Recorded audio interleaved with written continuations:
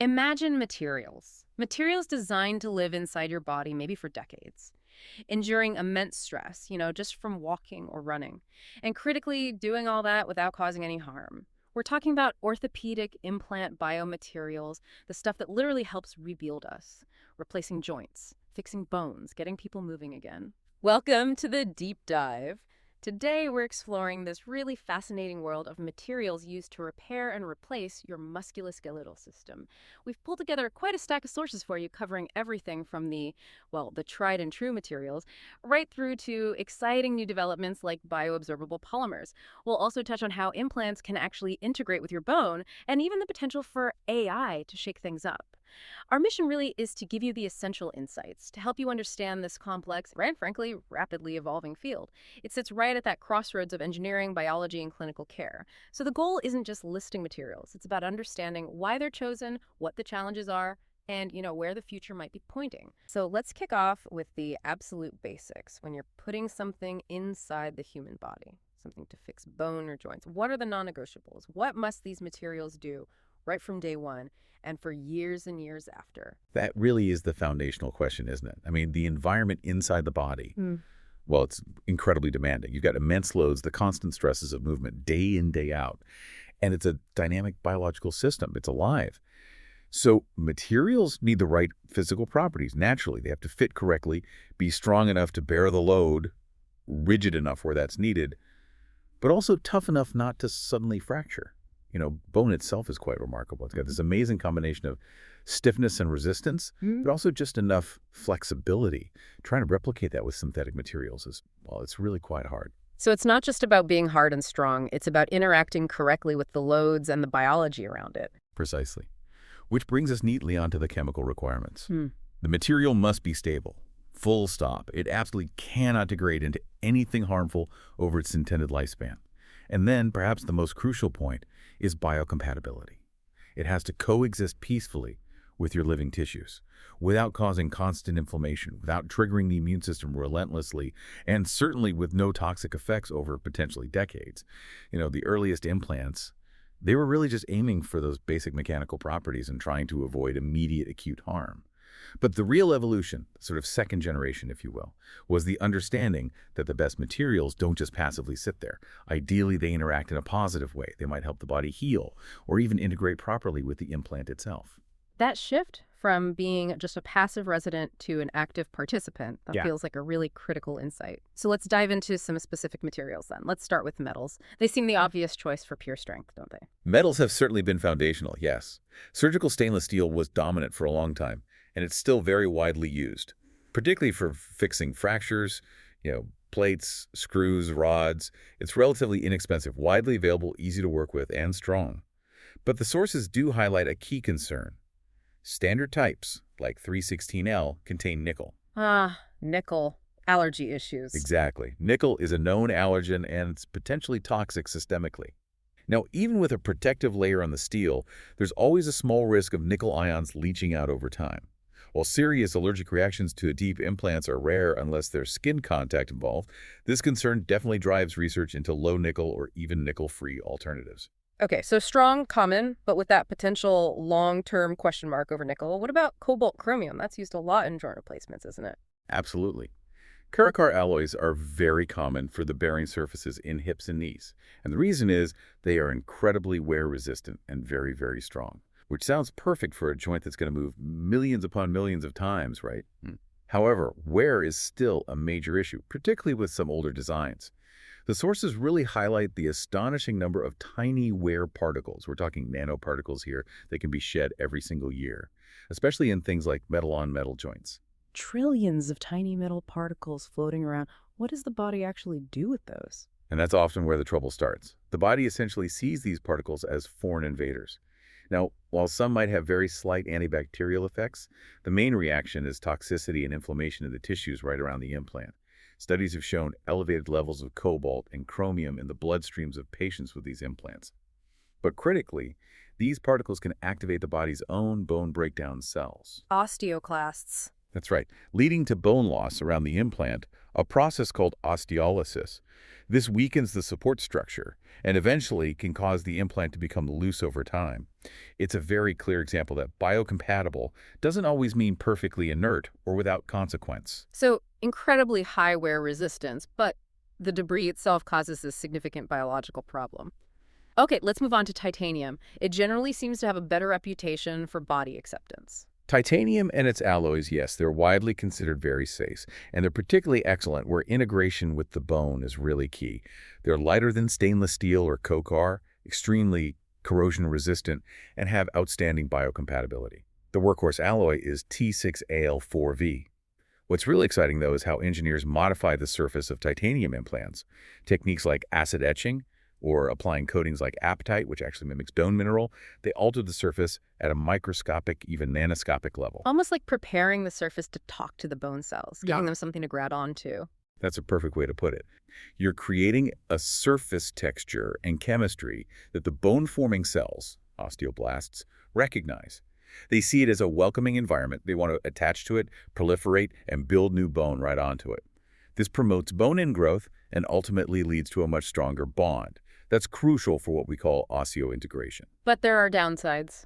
Downsides exist, yes, though maybe less frequent. Sensitization to titanium itself is possible, although less common than with nickel or cobalt chromium. And key one is its stiffness. Titanium is still significantly stiffer than natural bone. And that stiffness mismatch that leads to this thing called stress shielding, right? Can you quickly break that down for us? Certainly. Think of your bone a bit like a muscle. It stays strong when it's regularly stressed or loaded. Now, if you put in a very stiff implant, it takes on most of the load that the adjacent bone used to carry. So the bone right next to the implant isn't getting stressed anymore. The body, quite logically, thinks, well, I don't need this bone here then, and it starts to gradually resorb it, take it away. This weakening of the bone around the implant, purely due to the lack of normal stress, that's stress shielding. And it's a major challenge for implant designers and surgeons. It's a biological response to what's fundamentally an engineering problem. Fascinating. Okay, let's switch gears. What about ceramics? My first instinct is, well, they're brittle. Surely not great for load bearing. It does seem counterintuitive, doesn't it? But actually, specific ceramics are used very successfully, particularly as the bearing surfaces in hip and knee replacements, the ball and socket components, materials like alumina and zirconia. They're incredibly hard, extremely wear-resistant, and have very low friction coefficients. The key advantage is they shed far, far fewer wear particles compared to metal-on-metal, or even metal-on-polyethylene bearings. And that means much less of that inflammatory reaction, less osteolysis, less bone loss we just discussed. Ultimately, this can translate to longer-lasting joint replacements. But that inherent brittleness, it still carries a risk, presumably. It does. Under a sudden, very high impact or overload, there is a risk of brittle failure, catastrophic fracture, and fragmentation. And if that happens, it requires quite complex revision surgery to remove all the tiny pieces. The field has worked hard to address this. They've developed tougher composite ceramics, mixing alumina and zirconia, for example, or adding stabilizing agents. These significantly improve the material's resistance to fracture propagation, making them much safer than the earlier generations. It's a really sophisticated balancing act between achieving that ultra-low friction and preventing catastrophic failure. Right. So not all ceramics are just these hard, inert surfaces. What about the ones that actively interact with the body, the bioactive ones? Ah, yes, the bioactive ceramics. Things like calcium phosphates, hydroxyapatite, or HA, and tricalcium phosphate, TCP. These are designed very differently. They're intended to chemically and biologically interact with the surrounding tissue. Why? Because they closely mimic the mineral structure of your own bone. So they provide a scaffold, almost a familiar surface, and they release ions like calcium and phosphate that actually encourage the local cells to form new bone directly onto the implant surface. It's like giving the bone a recognized stepping stone, a foundation they can readily build upon. Porous versions are particularly effective as they allow bone to grow right into the material itself, creating a very strong integrated lock. So a completely different philosophy using a material the body basically recognizes as friendly. Are there any other interesting ceramics popping up in the research? Well, one mentioned in the sources is silicon nitride. It's a non-oxide ceramic. While it's still being heavily researched for its mechanical properties, some studies show it has promising resistance to bacterial biofilm formation, potentially better than titanium or certain polymers. Bacterial resistance. That Yeah, sounds huge, given how big a problem infection is with implants. absolutely. If that pans out, it could be a very significant advantage. Okay, let's shift again. Polymers, plastics. Again, maybe you don't immediately think of them as structural components in orthopedics, but they're vital, aren't they? Oh, absolutely essential, often in supportive roles or as bearing surfaces. Bone cement, PMMA, polymethyl methacrylate, is a prime example. It's important to understand it's not really a glue in the chemical sense. It's more like a grout. It flows into the nooks and crannies of the bone and mechanically interlocks, holding components like hip stems firmly in place.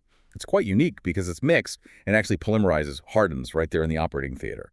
But that process generates heat, an exothermic reaction, which can potentially damage the surrounding bone if not managed carefully. There are also risks if the polymerization isn't absolutely complete. Residual unreactive monomers can leach out, which can be irritants. So incredibly useful, but with definite complexities and risks during the surgery itself. What about polyethylene, specifically UHMWPE? That seems to be everywhere in joint replacements. Yes, ultra-high molecular weight polyethylene. It's probably the most widely used plastic in orthopedics, especially for those articulating surfaces, the liner in a hip cup, the insert on the tibial tray in a knee. And the reason is it has this remarkable combination of properties. It's incredibly tough, very abrasion resistant, bioinert, has low friction, really impressive stuff. However, just like we discussed with some metal alloys, its major long-term Achilles heel was wear debris. Millions upon millions of microscopic plastic particles wearing off during movement over years of use. And I presume those particles cause similar problems to the metal debris, inflammation, bone loss. Exactly the same mechanism, unfortunately. The body mounts an immune response to these foreign particles. Those osteoclasts get activated again, leading to osteolysis bone loss around the implant. This is a primary driver of what we call aseptic loosening, where the implant becomes unstable not due to infection, but due to this biological reaction to wear. It was a huge limitation. But then came a massive game changer. Cross-linked UHMWPE developed around the late 90s. By chemically cross-linking the long polymer chains, usually using radiation, engineers dramatically improved its wear resistance. This substantially reduced the amount of particle debris generated, and that has been a major factor, probably the major factor, in significantly increasing the longevity of modern joint replacements, a huge step forward. That's a really clear example of material science directly solving a major clinical problem. Now let's consider a completely different philosophy. Materials that are designed to simply disappear over time. Why would you actually want an implant to be absorbed by the body? Bioabsorbable polymers represent a fundamentally different approach. The core idea is to provide temporary mechanical support just while the body heals itself, and then for the implant to gradually degrade and be absorbed naturally.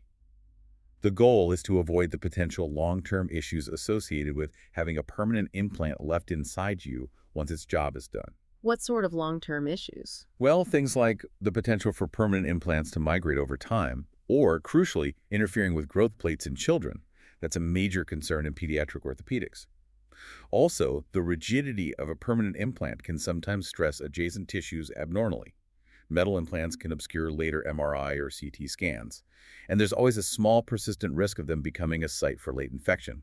Plus, of course, you avoid the need for a second operation just to remove the implant, with all the associated risks, costs, and patient morbidity. Right, so they're particularly useful where fixation is only needed temporarily, and especially where avoiding that second surgery is highly desirable, like in children. Precisely. They're used quite extensively now in pediatric fracture fixation. Some studies show screws made of these materials can even be placed across growth plates with only temporary effects on growth, which is remarkable. They're also used as carriers, say, for antibiotics delivered directly into an area of bone infection or to deliver growth factors to help enhance bone healing in difficult fractures or spinal fusions. It's a very versatile technology. What are the main types? The main players are polymers based on lactic acid, PLA, and glycolic acid, PGA, and often copolymers mixing the two, PLA. By adjusting the ratio of PLA to PGA, engineers can actually tune how quickly the material degrades. PGA breaks down faster than PLA. A really significant advancement has been the development of self-reinforcing, or SR, structures. These are essentially composites with strong fibers embedded within a matrix of the same polymer.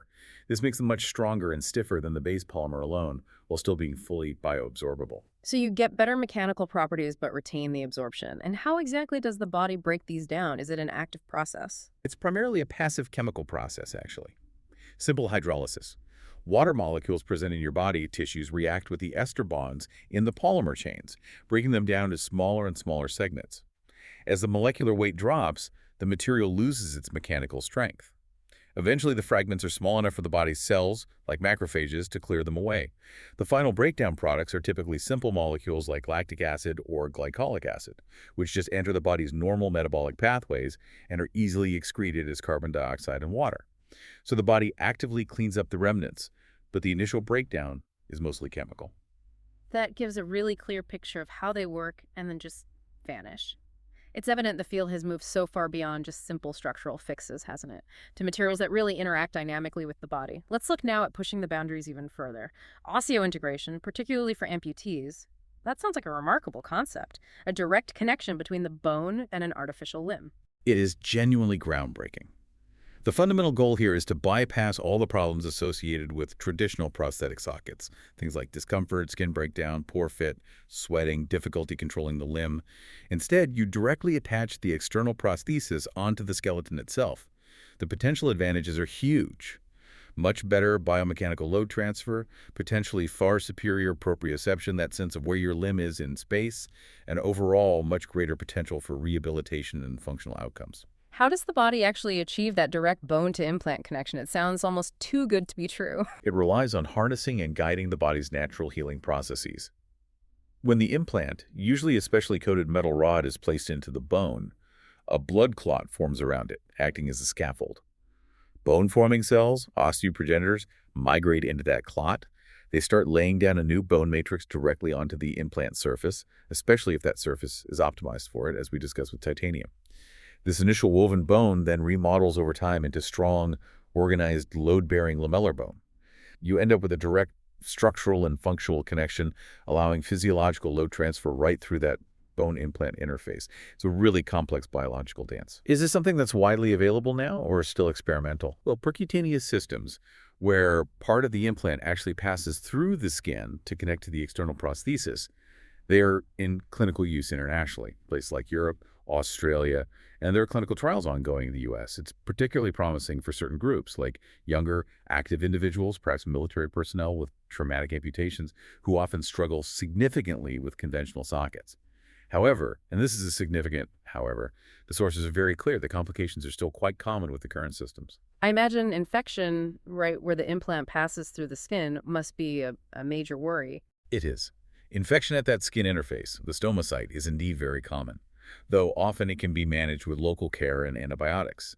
But perhaps a more significant concern highlighted in the literature is an increased rate of deep infection, like osteomyelitis infection right in the bone around the implant compared to conventional joint replacements. One study mentioned reported quite concerning rates, with a non-trivial percentage of patients developing deep infections, some even requiring removal of the entire implant to resolve it. Mechanical issues like fractures in the bone around the implant are also a known risk. Those are sobering numbers. It really underscores that while the potential is revolutionary, the technology is still relatively young compared to, say, hip or knee replacements where we have decades of data.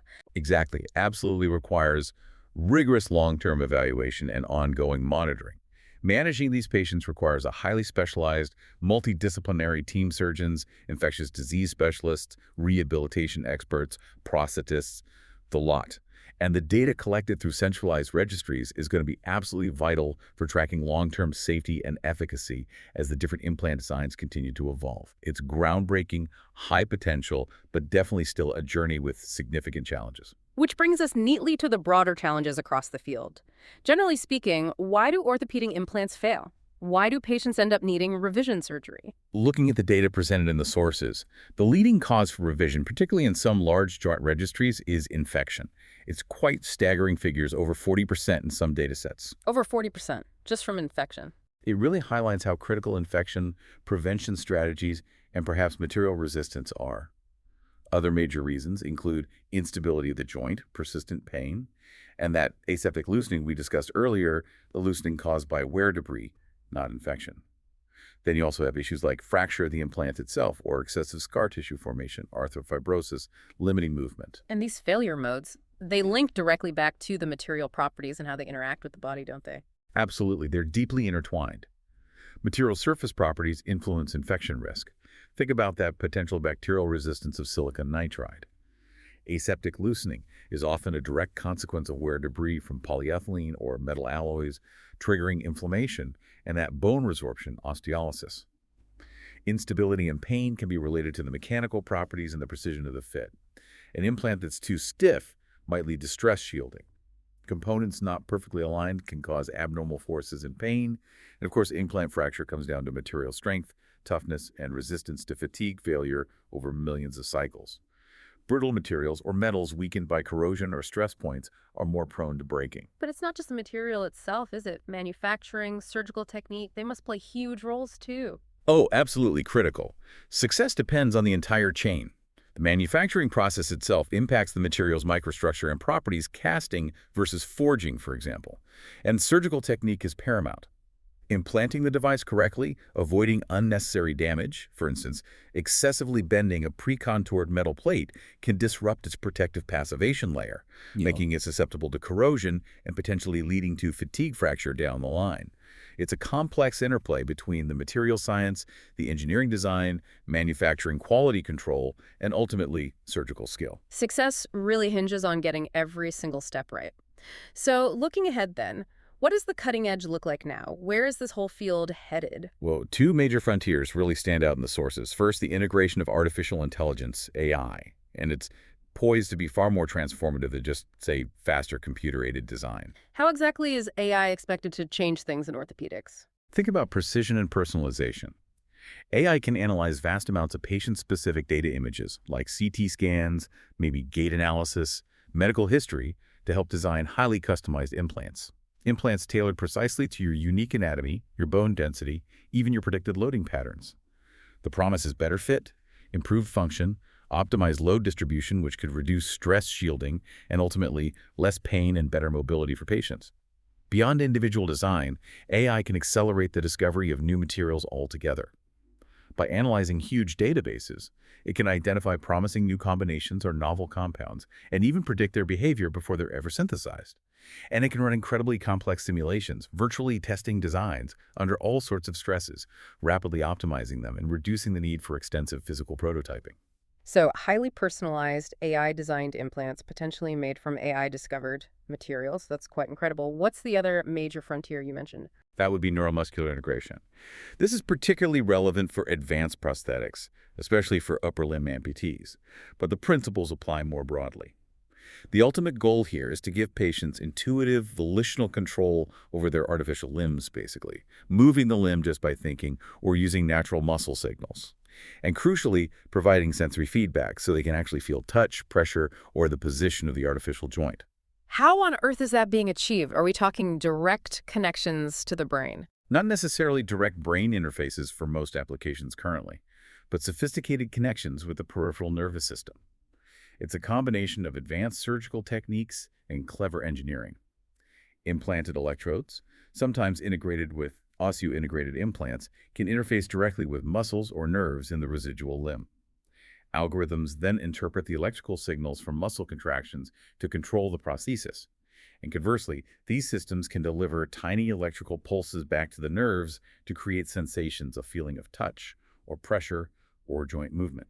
There are also advanced surgical techniques being developed, like rerouting nerves to small muscle grafts or skin grafts to create biological amplifiers for nerve signals, making them easier to record and potentially providing more natural sensory feedback pathways. So combining that direct bone attachment, osseointegration with intuitive thought control and actual sensation, that really does sound like science fiction starting to become reality. It truly is. Now, it's important to say, we're still in the relatively early days for the widespread clinical use of these most advanced neurointegrated systems. But the potential is absolutely immense. And alongside these headline-grabbing advances, of course, the relentless research continues to refine existing materials, optimizing surfaces at the nanoscale, tweaking metal alloys, improving polymer chemistry, all to enhance performance, boost resistance to corrosion and wear, and overcome those persistent challenges like infection and loosening. And for the osseo-integrated systems, developing clever fail-safe mechanisms to prevent those bone fractures is also a key area of focus. We've certainly covered a huge amount of ground today, haven't we? Right from the fundamental requirements for any material going into the body, through the pros and cons of metals, ceramics, polymers, the cleverness of bioabsorbables, right up to the cutting edge of AI design and neuro interfaces. It's abundantly clear this is a field driven by constant innovation, always striving to overcome really significant challenges like infection and long-term material failure. If you found this deep dive valuable, please do consider sharing it with colleagues who might find it interesting. Absolutely. And perhaps a final thought to leave you with.